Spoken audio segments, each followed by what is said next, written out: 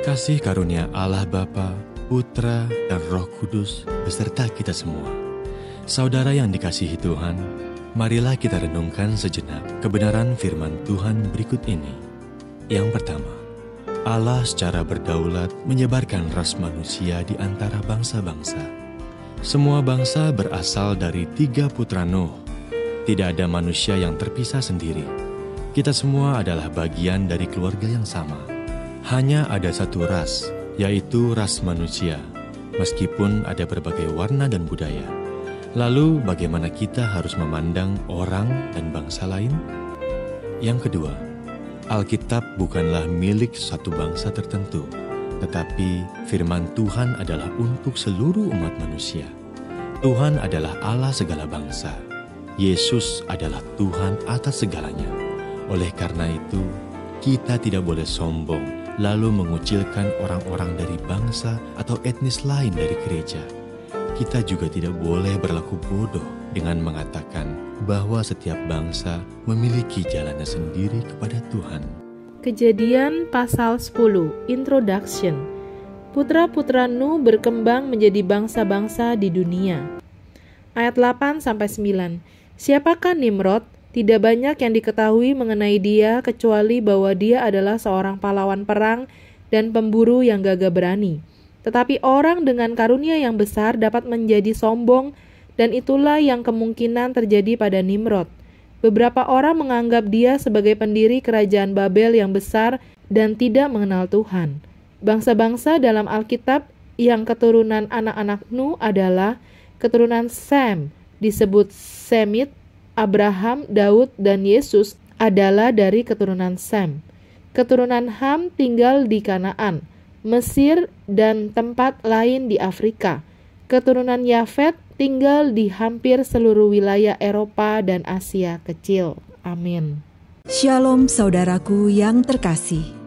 Ambillah waktu sejenak untuk membaca dan merenungkan firman Tuhan berikut ini. Yang pertama, Tuhan menghakimi kesombongan. Betapa jahat dan memberontaknya hati manusia secara alamiah. Belum lama air bah berlalu, namun manusia kembali memberontak. Hati kita akan selalu berbalik dari kasih dan anugerah Tuhan ke rancangan kita untuk meninggikan diri secara alami. Namun rancangan seperti itu selalu membuat kita bertentangan dengan tujuan Allah dan menyebabkan rasa frustasi dan ketidakhormatan. Bagaimana kita bisa mengenali dan mengalahkan dorongan setan pada kesombongan di dalam hati kita?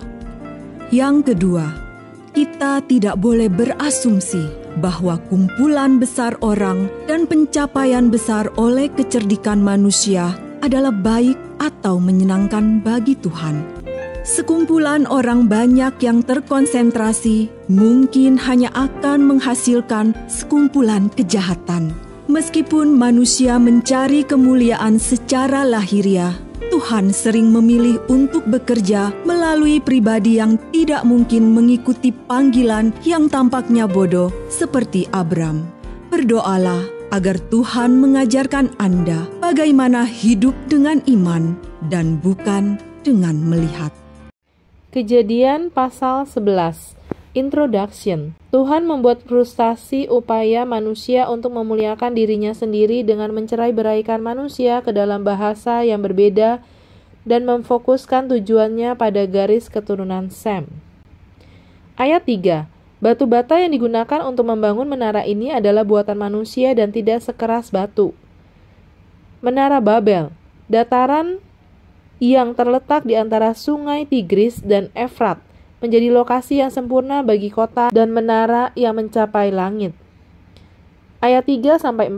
Menara Babel kemungkinan besar adalah sebuah zigurat, struktur yang umum di Babel pada masa itu. Paling sering dibangun sebagai kuil. Zigurat terlihat seperti piramida dengan anak tangga atau jalan landai yang mengarah ke sisi-sisinya. Zigurat berdiri setinggi kira-kira 90 meter dan seringkali lebarnya juga sama, sehingga menjadi titik pusat kota. Orang-orang dalam cerita ini membangun menara mereka sebagai monumen untuk keagungan mereka sendiri, sesuatu yang bisa dilihat oleh seluruh dunia. Ayat 4. Menara Babel adalah pencapaian manusia yang luar biasa, keajaiban dunia, tetapi itu adalah monumen bagi manusia itu sendiri, dan bukan untuk Allah. Kita dapat membangun monumen untuk diri kita sendiri, pakaian yang mahal, rumah besar, mobil mewah, pekerjaan penting, untuk menarik perhatian orang lain pada pencapaian kita. Hal ini sendiri tidak salah, tetapi ketika kita menggunakannya sebagai identitas dan harga diri kita, maka hal-hal tersebut menggantikan Allah dalam hidup kita. Kita bebas untuk berkembang di banyak bidang, tetapi kita tidak bebas untuk berpikir bahwa kita dapat menggantikan Allah. Menara apa yang telah kita bangun dalam hidup kita? Ayat 10-27. Di sini, dan dalam Kejadian pasal 10 ayat 22-31, muncul daftar keturunan Sem yang diberkati. Karena berkat itu, dari garis keturunan Sem lahirlah Abram dan seluruh bangsa Yahudi, yang pada akhirnya akan menaklukkan tanah Kanaan pada zaman Yosua.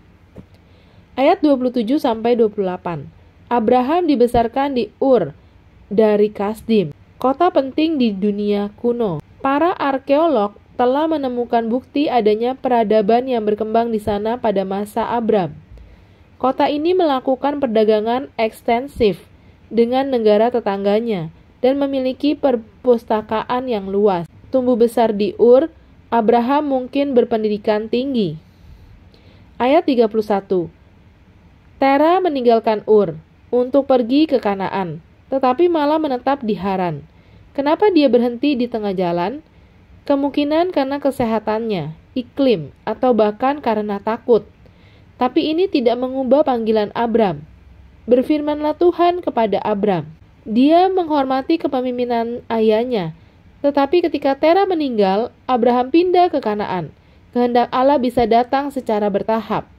Sama seperti waktu di Haran, yang adalah masa transisi untuk Abram. Jadi Tuhan dapat memberi kita masa transisi dan waktu menunggu untuk membantu kita bergantung padanya dan mempercayai waktunya. Jika kita dengan sabar melakukan kehendak-Nya selama masa transisi, kita akan lebih siap untuk melayani Dia sebagaimana seharusnya ketika Dia memanggil kita. Amin.